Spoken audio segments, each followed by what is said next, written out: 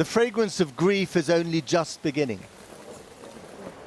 Flowers at the gates of Balmoral, where the Queen still lies, where her family grieves behind closed doors, before emerging into the glaring public light to conduct the dignified business of burial and renew the bonds between the nation and its new monarch. How that happens will depend in small but significant part on the passenger in the convoy. Prince Harry, once the Queen's favourite grandson, now arguably the new King's biggest personal challenge. Flowers at Buckingham Palace, where Charles the King will arrive later today, but where the spirit of his mother still reigns. She meant a lot to me. I mean, I'm in my 40s now and I've kind of grown up with her. She's like a mother, nan figure. She's very special to me, and with the balcony behind me, just watching her just comes out, makes me have a smile every time. I'm here to really pay my respects to the Queen, but also the part that she's played within our history. The monarchy under the Queen, as when she's been the monarch, has been such an integral part of history, and I think we may be at a pivotal point here. During the pandemic, the Queen towered over Piccadilly Circus to do what she did best, offer reassurance. Last night, the same billboard requested remembrance from an orphaned nation. Grief rolls in waves, some predictable and some less so. Throughout the night and despite the rain, they showed up at the gates of the palace. Black cab drivers, the vehicular wisdom of the capital, log-jammed, this time in respect.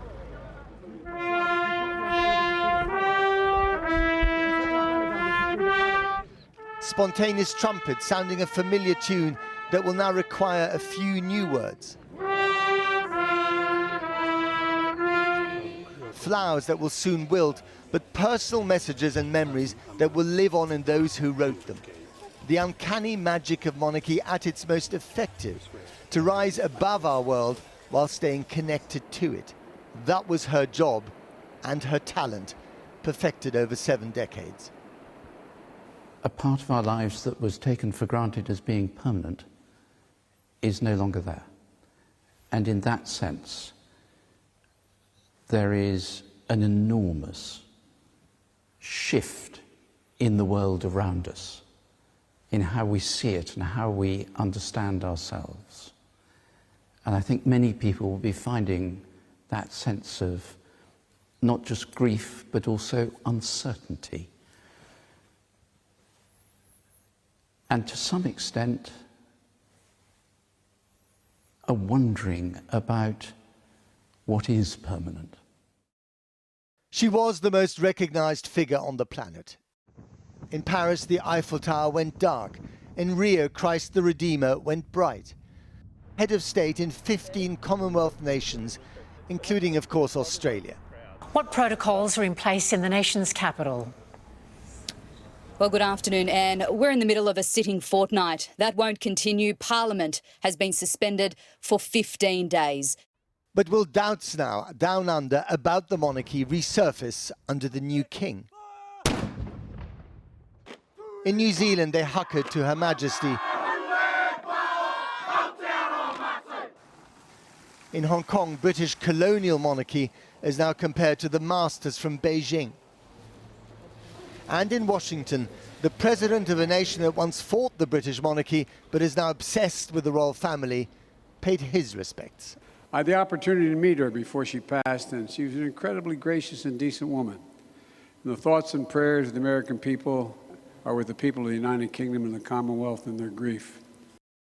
It is hard to imagine that just 3 days ago the Queen ushered in a new government, new monarch and new Prime Minister in just 1 week.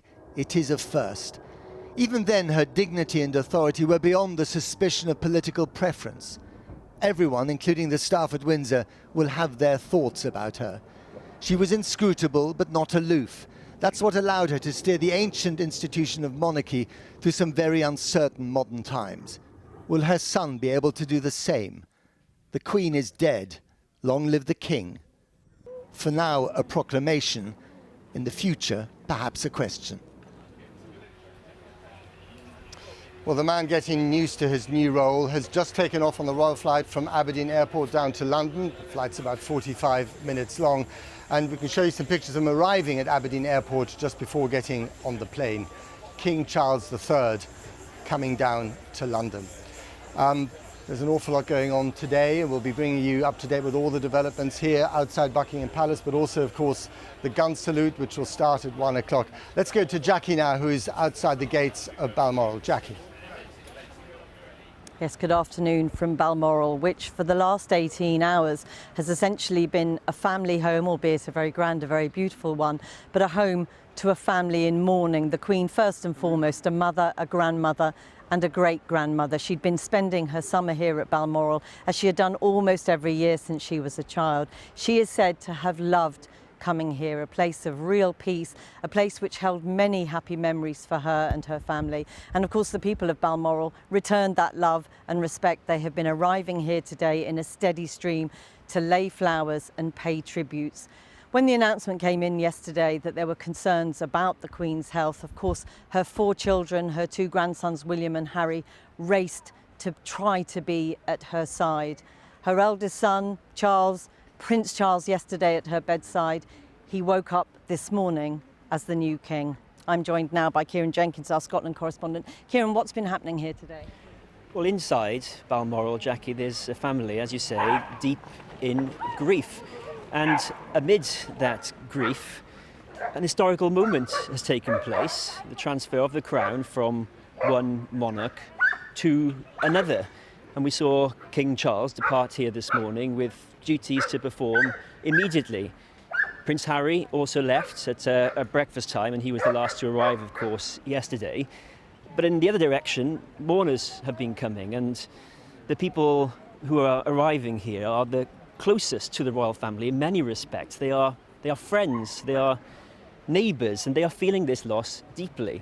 And buses have been put on from neighbouring towns so that people who live locally can come and pay their respects. And this morning, King Charles, as he left for the airport, passed by Ballater, a place he knows incredibly well, where the local church had already opened a book of condolence, and I spoke to the Reverend David Barr.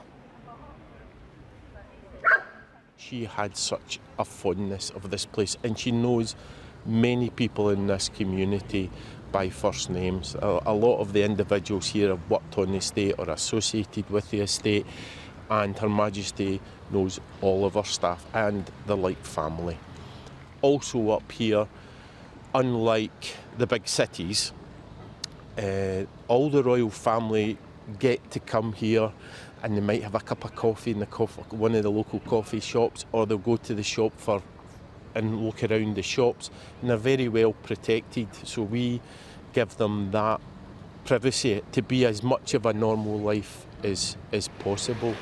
You said that the community here was like family to the Queen. How is that family feeling today? Hurt, loss. Her Majesty was 96, and she's been the rock of our whole nation.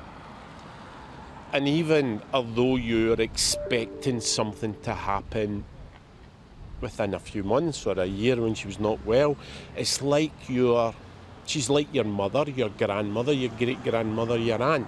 And when you lose somebody of that closeness, you feel it. And the village is in shock.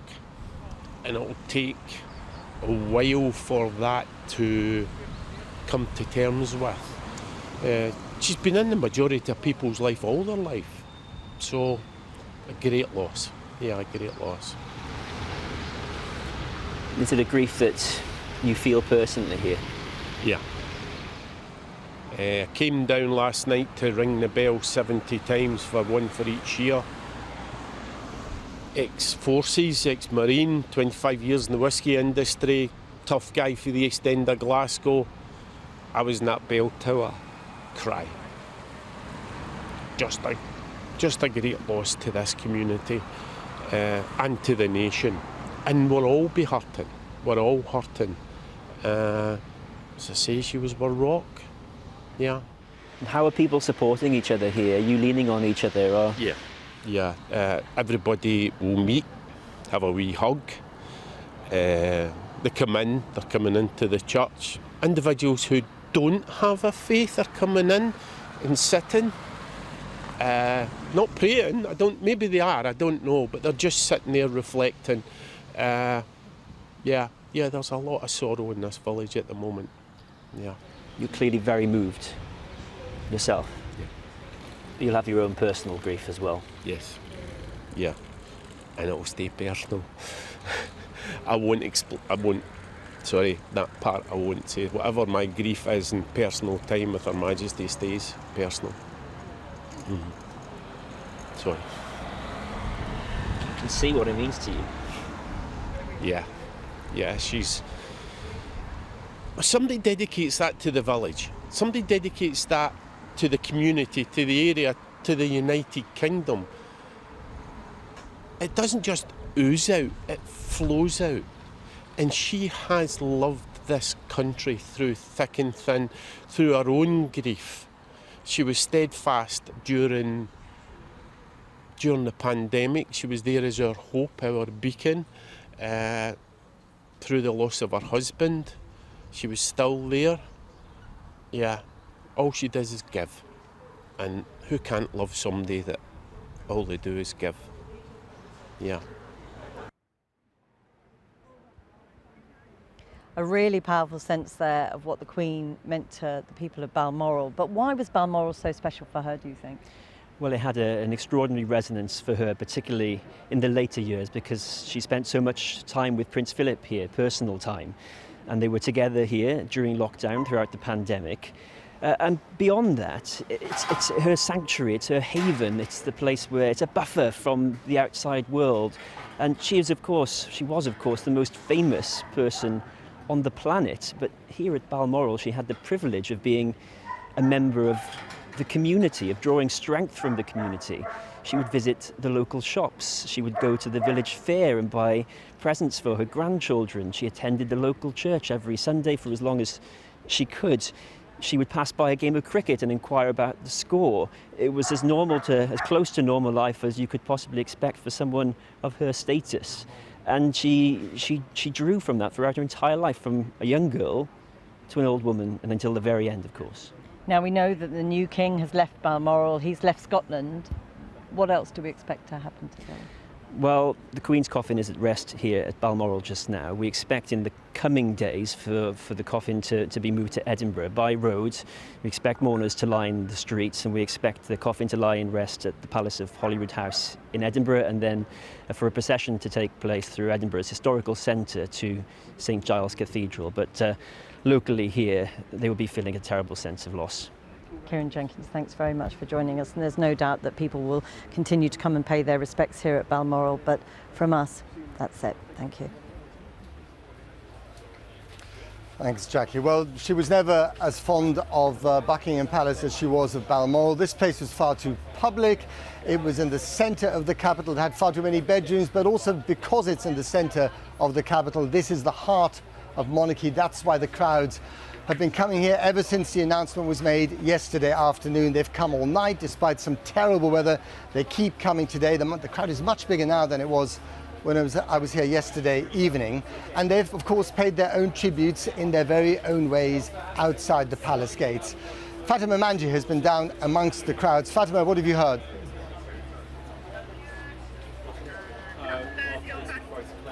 There are thousands of people walking from every direction, all converging onto Buckingham Palace. And despite the numbers, the mood is very quiet, very eerie. It's mere low chatter punctuated by the odd movement of police vehicles.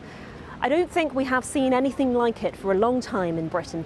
It feels almost like a modern-day pilgrimage, as everyone heads there to pay their respects or simply be part of the moment and the feeling of what has happened. Here's a flavour of what some people told us this morning.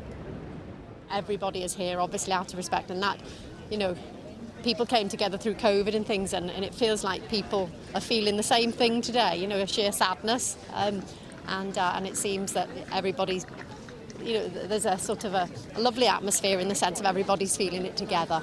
Well, how would you describe the mood today? Sombre, yeah, quiet. Quiet, very quiet, very. Yeah. Very quiet, considering how many people are here. Yeah. Considering how many people was here in London, it's quite quiet, so yeah, it's eerie. She's just been part of our childhood, part of our children's childhood, part of our history. And this occasion now, this very sad occasion, is indeed living through history, which we won't get the chance to do again. And I just wanted to be part of the community here, really, and share with everybody else in the country's loss, the world's loss. It was funny, I was thinking this morning, like, it's kind of rare that something feels like history, do you know what I mean? And I was just standing here looking, and, like, even just seeing the flag at half-mast, like, it feels like history, so it's, I don't know, I think it feels important to be here, so. We are paying our gratitude for the Queen, and our condolences for the Queen, King and Queen. It's a bit eerie being in London. I won't lie, it's a bit sombre. I was at an audition this morning and we took a minute's silence at the beginning of the audition just to, again, pay our respects. And yeah, there is a sense of community, but again, it's a bit slightly eerie and different. It's a different London today, I think.